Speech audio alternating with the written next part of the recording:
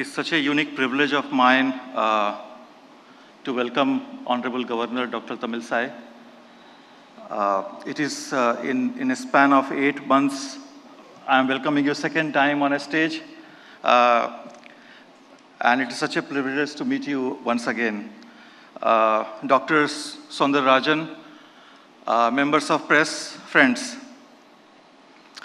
It is my privilege here that for the first summit of the ABP network in the South, the Southern Rising. The South, many would argue, has already risen, and that would be correct. The South India story is one of the amalgamation of culture of unadulterated and undiluted economic progress and of social cohesion. It is, as Rajmohan Gandhi described it, the story of the peninsular region influenced by the oceans and not by the Himalayas. And it is the story of 4 powerful cultures: Kannada, Malayalam, Tamil and Telugu, and also Koduku, Konkani, Marathi, Odia and Tulu. Ma'am, I have been a student of history. I cannot discount the influence of the older and more indigenous culture, which are complementary but not competitive. It tells us that when governance is dedicated to people to improve their health and education, for example, as in Kerala, it yields success. It tells us when the state works for the poor, as in Tamil Nadu midday meal, sparked by the MGR's own experience of extreme starvation, it yields great benefit. It also tells us when entrepreneurial energies are unleashed, it creates an IT and startup hub in Bangalore, Karnataka, to rival the Silicon Valley.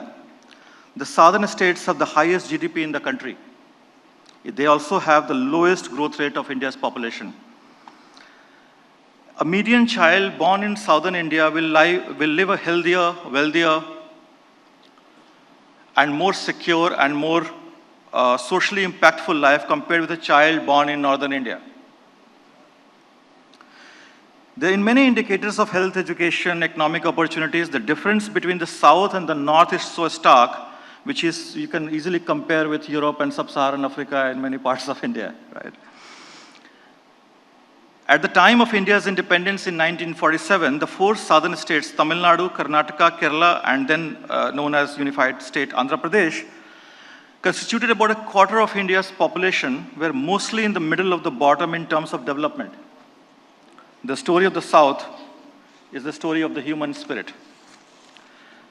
It is this story of reaching out to the world with its cinema, its technology, and its managerial superpower.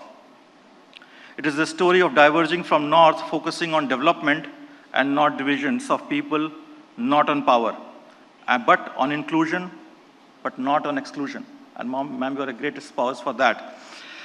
We salute this story of today with an array of speakers from across the geographies today, from politicians to film stars, from writers to thinkers, from musicians to media mavericks. From the governor of Telangana, right here in front of you, and Lieutenant Governor of Puducherry, Tamilisai Soundararajan, to Tamil Nadu Youth Welfare Minister Udayanidhi Stalin, from the great scholar Gopal Gandhi, the grandson equally of Mahatma and C. Rajagopalachari, to the actor Revati, who has performed in all 4 southern languages, from Bahubali, Baldev Rana Daggubati, to an array of plains speakers such as John Bittas, my friend and member of parliament, K. Annamalai Kavitaji from Telangana, and Karthi P. Chidambaram. We at ABP Network are proud to present the first edition of the Southern Rising to you with our 4 TV channels and 4 digital channels, 2 of them in Tamil and Telugu. We launched it, ma'am, 2 years ago here in this hall. ABP NAD and ABP Desham, as well as ABPLIVE, we are uniquely placed to tell you the story of diversity, democracy, and development. This is the 4th D, the delimitation, which will happen in 2026, and we will hear about it too. Thank you, and have a great day today.